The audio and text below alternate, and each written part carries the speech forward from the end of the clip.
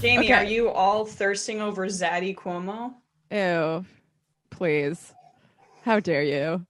That's the Um, worst of all the libs. no, it's bad. It's bad. So, okay. We got Amy Rubin. Cuomo, our be nipple ringed leader of the state of New York. And let's do both the clips. We'll start with this one. Okay. So there's been a little confusion about what exactly the rules are and what exactly the plan is in New York City. Are schools open? Are they closed? Are you in a red zone? Are you in an orange zone? It is legitimately confusing. A reporter questioned him about this at a press conference yesterday, and here's his reply. So what are you talking about? What are you talking about? You're now going to override. We did it already. That's the law. An orange zone and a red zone. Follow the facts. I'm still confused. Well, then you're confused. I'm confused, and Then I'll tell you what, Jimmy. Parents are still confused as well. The schools No, in New they're York not City confused. tomorrow. You're confused. No, I think Read parents the are law. very confused as well. Read the law, and you won't be confused. So what are you talking about? And I should note that this reporter is Jimmy Vielkind of the Wall Street Journal, a guy I actually went to college with. And he's one of those dudes who's like always wanted to be a reporter since he was like 5. He'd wear one of those hats with like the little piece of paper in it. And he's probably over the moon right now that he was able to do this. Can you imagine, I mean, the lib reaction, or lib, I keep saying that, but left reaction, rightly so, if Trump was talking to reporters like this, as he normally does. Like, I just don't like the hypocrisy here. Cuomo is just as big of a bully in many ways as Trump is, and yet he's this darling for a lot of Democrats. I mean, how is that acceptable to respond to a reporter's questions in that way? Well, he's a Democrat, you see. So Right, so it doesn't count. Yeah.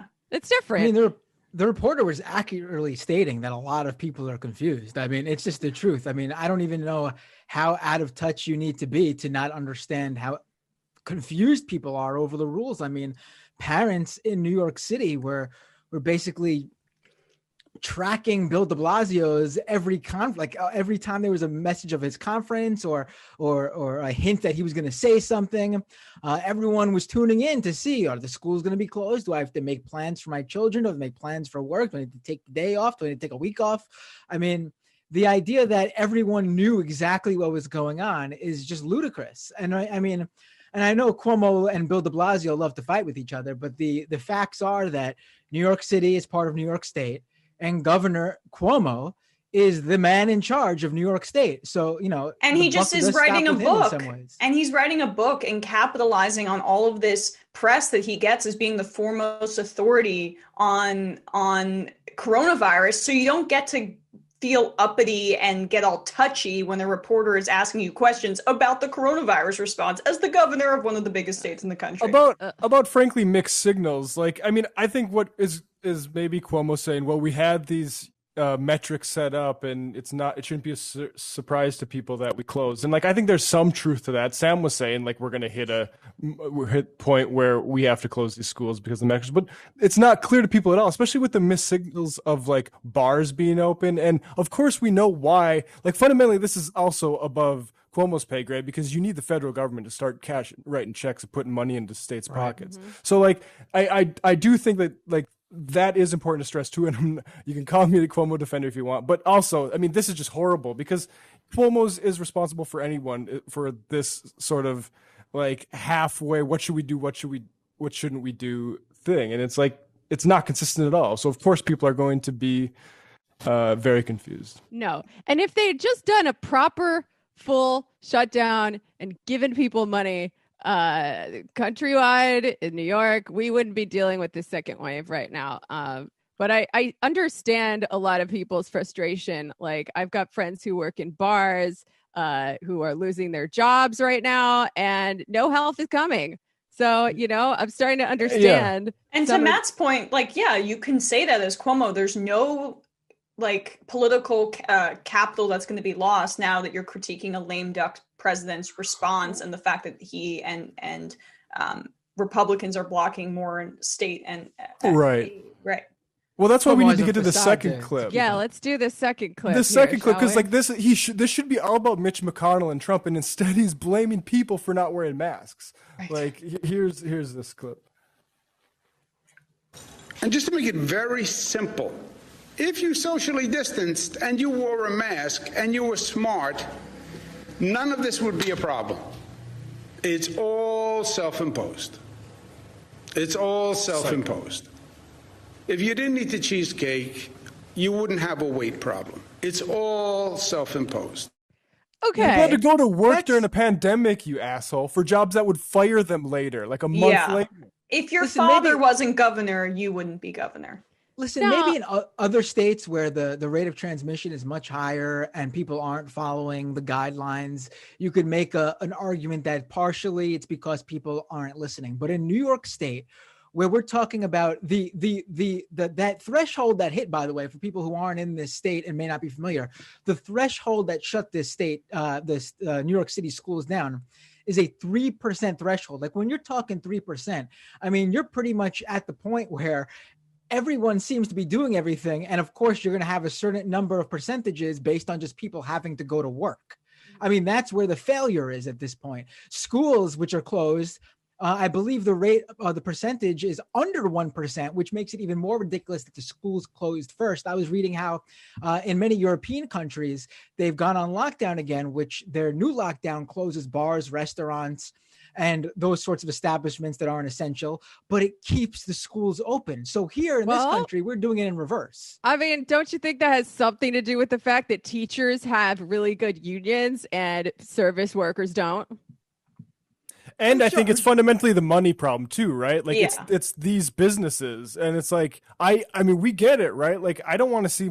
I've seen bars close that like I don't expect to ever come back that I've loved since I've lived in Brooklyn here, and I hate it. But fundamentally, like if like this is what capitalist priorities do to you. We didn't shut down things enough to have a school session this year, and so now we're just going to cancel school and instead do bars and like Best Buy. I mean, great. Oh, but there's still a lot of rules that they're going to enforce on the bars, so a lot of them will probably fail anyway. Right, exactly. The worst of both worlds. You don't Right. save Also, anything. though, I see Just also a I see- slow bleeding out. I see your point in bringing up like the teachers unions, Jamie, which obviously are integral and very important. But I also feel like that's not really the issue here, because I feel like that's actually what a lot of like the deniers and the anti-lockdowns and believing coronavirus is a myth people, they actually jump to blaming the unions as the reasons the schools are shutting down. Well, I mean, the unions actually are really doing the don't right think- thing. No, right. But I actually don't really, I mean, there's really no fight going on there. You don't think if there was something there that de Blasio or Cuomo would fight that? I mean, I don't know how much, I mean, they certainly have some sway over the decision, but I don't think they're the, I think I it just just think- comes Teachers down have- to profit incentive for restaurants, bars, and Right, there they need isn't to- one they- for schools. Teachers have Right, done they need quite to a lot show- of agitating too around this issue. right. But when it comes down to it, the local and state government need to pretend they're doing something. And to close the restaurants would be a negative look for them, because obviously there's one there to help the people who wouldn't have work, who work at restaurants and bars. But closing the schools, look, we're doing something, and the teachers are fine; they have their jobs and their salary. Well, it could I be don't know. both at once too, couldn't it? Yeah, no, definitely. I don't think it's one or the other. I don't know how much it has to do with that though. But All it right. definitely is both. Well, we'll put a pin in that. Well, I mean, Josh do Barro certainly wants to blame the unions as if they're like holding Cuomo's feet to the fire. I mean, yeah, I think that I get why Binder, you also want to stress that part, because I think they are using this to come after unions. This moment, I've seen like a this lot next of- austerity stuff. I've seen a lot of rhetoric online, especially from Manhattan,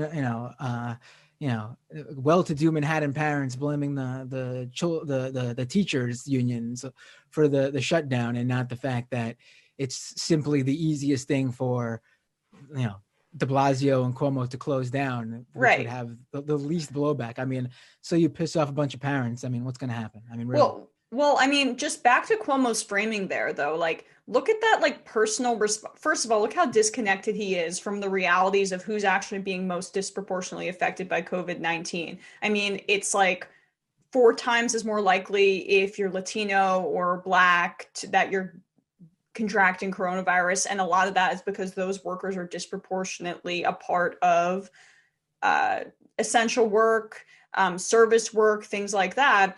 And so they're forced to go and participate in this system because we aren't paying people to stay home. Yeah, they're not being dumb. Right. He's shaming people for some sort of like individual responsibility thing where I'm like, look at that kind of neoliberal framing there. I mean, he's completely a part of the class of Democrats that have bought in to Republicans' personal responsibility framing as opposed to just looking at structures and incentives and economics purely from the federal government and state governments. Yeah, that's exactly what I was going to say, Emma. It is an infuriating example of the neoliberal ideology made manifest. And it's actually a really good analogy, right? Because we know that people are not obese because, oh, these people have weak willpower or whatever. The state and the policy made by the state is directly implicated in things like food deserts. So don't go saying that it's on the people when it's actually the policy. And it's exactly the same thing with COVID.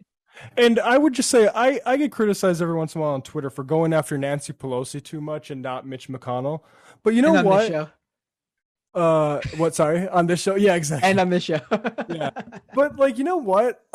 This signal needs to be sent from Democratic leaders, like in governor positions, that this is a Mitch McConnell Republican problem. Like that needs to be the message. And like, you can't blame the left for not, just training all their fire on McConnell, because frankly, McConnell does not give an F what we say. Yeah, well, I mean, like, it's just, I get that stuff from like my family all the time. Like, well, we're critiquing the people who are supposed to be on our side and trying to get them to make their own case, which seems like it's the biggest ask imaginable of the Democrats.